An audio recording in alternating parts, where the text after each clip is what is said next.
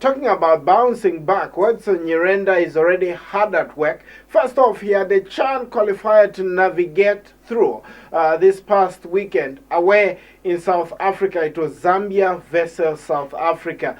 Let's begin to study the game that was. Let's look at the two selections caused by Stuart Baxter and Watson Nyirenda for this game. So, talking about this game, Zambia went and tweaked it a bit. We're playing 4-4-2, an away game, away approach, 4-2-3-1. I think this is the second time I'm seeing Watson Nyirenda having a similar approach. Against Cameroon, we took up this system as well, with Justin Shonga leading the line, John Chingandu playing as Kima and second striker there, central midfield, double anchorman of Jack Chira and Donashano Malama, and retained faith in the back four of Faxon Kapumbu, Isaac Shamujopa, Zio Tembo, and Adrian Chama. The white players were Augustine Mlenga and Ernest Mbewe. And South Africa opted to go to play a 4-3-3, very characteristic of them, with Gift Motupa leading the line for Bafana Bafana. So that was the game, gentlemen. But it ended 2-2. We needed to rally from behind. You have to admire the fighting spirit that Watson Nyirenda's men had on the day. This is the second time. But hold on a second. They've played South Africa twice. They've come from behind twice. This time, we didn't just win. I think playing away from home, you get a draw with a plus, I think, for me. It's a qualifier, it's a two-legged thing. South Africa is coming here. I'm sure Zambia is going to prepare a different game. Okay. The way they played. Okay, Vespa, we're 2-0 down at some point, and the coach had some choice words for those supporters who did not support the team back home, but he had glowing and nice words to say about the Zambian support in South Africa. But yes, the second leg is going to be played at home, where we expect many more Zambian supporters who shouldn't boo the team like they did at Woodland Stadium. Yeah, to my take, Zite, I think, yes, we need to support them. Looking at the way South Africa played at their home ground and the scoring first, I think their plan was well prepared, and the players did exactly what the coach told them. So we also have to be very careful. They may come here and do the same, Zite. So our coach also should also make sure that our defense is well prepared, even the midfield and the strikers themselves, not knowing how they came up to equalize, because South Africa, if they score, they are difficulty to break out. Yes. Okay, let's have a look at the match statistics. That was South Africa versus Zambia in Port Elizabeth at the Buffalo City Stadium.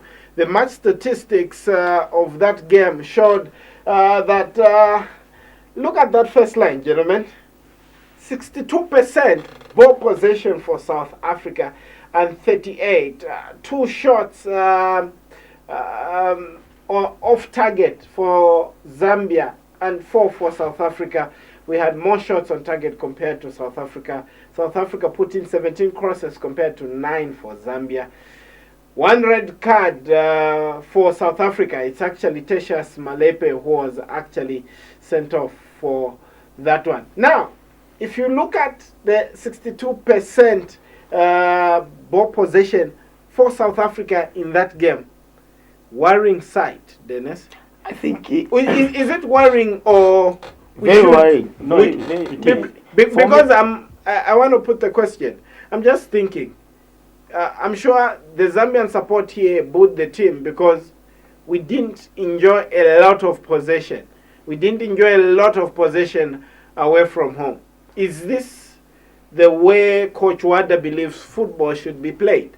I think that's Coach Wada's philosophy. But I believe, you know, us as Zambians, obviously we want to see an entertaining game.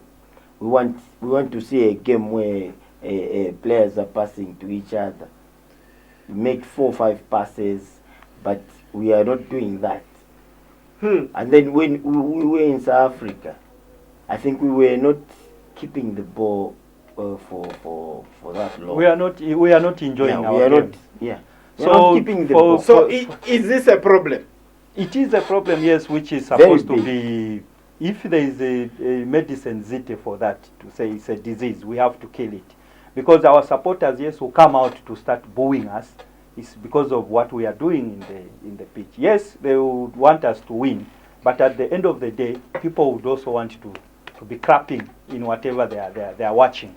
So no clapping, other people will start sleeping. What are they watching? Anyway, let's just have a look at further statistics. Let's look at South Africa's shot structure in that game. It was a game where South Africa could afford to play how they wanted to play through the lines and push the ball forward. Shot structure. Gift Motupa, the number 10, had 2 opportunities, one inside the 18, one on the edge of the 18. The goals that South Africa scored came inside that little box there. Now, if you look at that chance that Tertius Malepe had, it could have easily been 3-0. The shirt number 4. And, of course, Kumalo on the edge of the area failed to score. Now, compared to Zambia, let's look at what we were able to fashion in that respect regards the shot structure for Zambia in this game. Look at that, a bit of activity. Donashano shooting, Jack Chirwa shooting, Shonga scoring from the edge of the area, and Martin Spiri scoring where the white ball is in the 18 there. But we also have Jack Chirwa who had an opportunity there. Enes Mbewe always seems to find himself with opportunities every time he plays. But yeah, that's the activity we had. I think from 38% of ball possession the entire match. I think South Africa was like watertight. You know, not even water could pass through their defense. They were very tight at the back. No wonder the only shots that we were getting was from afar. Justin, very intelligent. He was taking shots from afar. But if it was like we didn't have intelligent players, I think it was going to be very difficult for us. Because South Africa planned, they know the way Zambia plays. Okay, we know how Zambia plays. When you look at that return in an attacking sense, are you happy? Look at the attacking players we had. Ernest Mbewe, Justin Shonga, Augustine Mlenga, John Chingando, and the substitutes as well there. Martin Piri had to come off the bench and actually get this goal. Yeah, thank you, Zite. Yeah, Zite, a return game, which is to our advantage, especially that we are playing at home. Our attacking, if you saw the way they came in the second half and getting those 2 goals, if they can do that even here, that they play as a team, because for them to win the game is to play as a team. Of course, we have mistakes here whereby players they want also to, like, I want to be seen that me I can do this and that. But at the end of the day, when you win, it's Zambia which has won. It's a team which is winning. So our strikers, for us, if they want us to win this game, they just have to work as a team, communicate. They should know each other, to know that if my friend runs in that space, I have to give him the ball in this manner. Because sometimes they don't even know where they are passing the ball. You just hit it as long as there is wind that someone is wearing a white or yellow shirt there. But there should be a communication which will help us in the future. Let's look at another attacking ingredient in this game, the free kicks. Both teams had technicians that had the capability of opening up the game, and the referee was giving away free kicks. Let's have a look at the free kick structure, starting with the home side, South Africa, in this game. If you look at the number of free kicks that South Africa won, gentlemen, is that you had a situation where They were playing through the lines and they were forcing Donashano Malama to actually track, especially on the right-hand side of defense where Adrian Chama was actually operating. But look at the activity areas for South Africa. 1 in their 18. But look at how many. 5 free kicks in midfield and then 3 around the 18 area. Is it something that we need to factor in when we come to play the second leg? I think this is what we have to work on, because I'm sure South Africa worked on our weaknesses. They know what we do and what we don't do. Because I was looking at South Africa, the way they wanted all the times they wanted to start a quick start. Dead ball, they want to start a quick start because they know us Zambians, I don't know if it's a disease or it's what, because I saw it even in my team.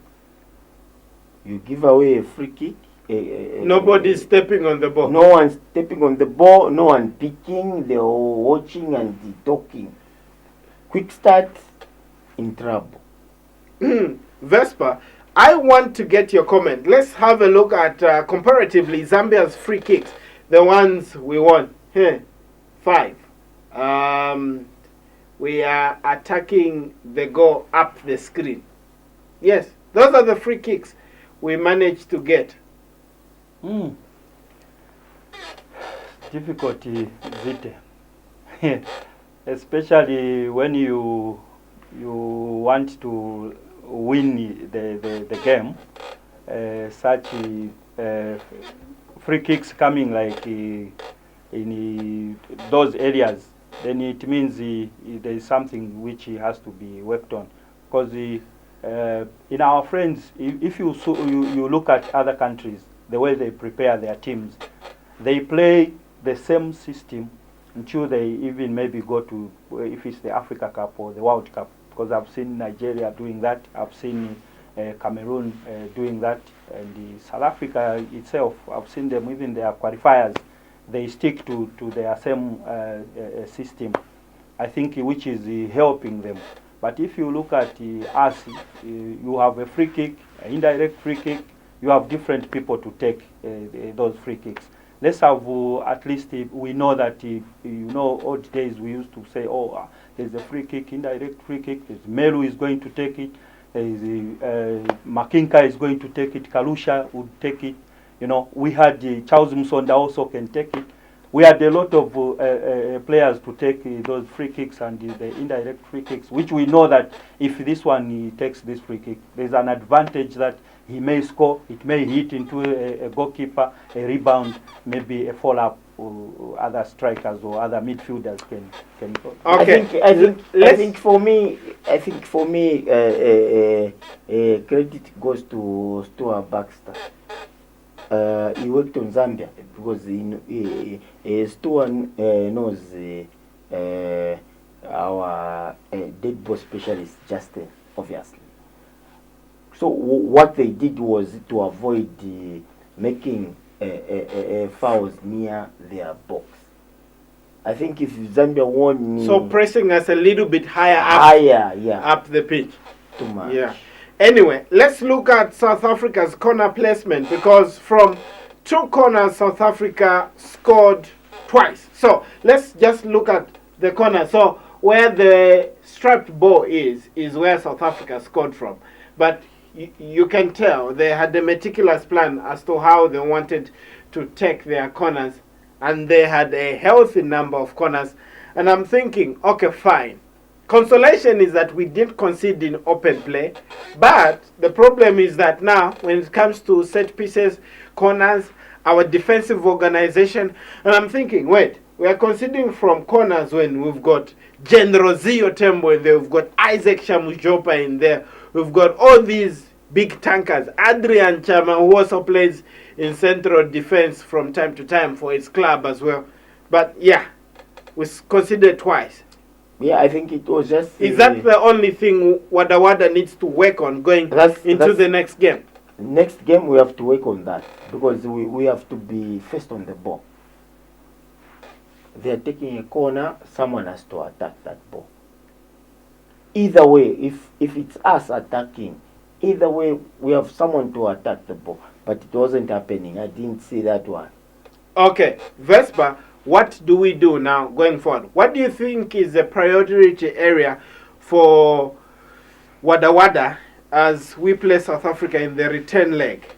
Yes, we should also take advantage to the set pieces. If you've seen in Europe, I think they take advantage also for the set pieces.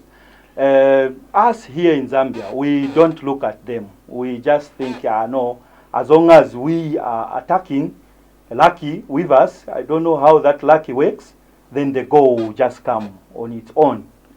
But we have to sit down and plan. How are we going to maybe score South Africa? If maybe we say we start with maybe 10 minutes, the game has started, how are we attacking? How is our attack? Is it coming from the defense, midfield, and the strikers he takes it on? So we need to work very hard and maybe help our colleague, the coach, who is also trying to ask the supporters to support the team.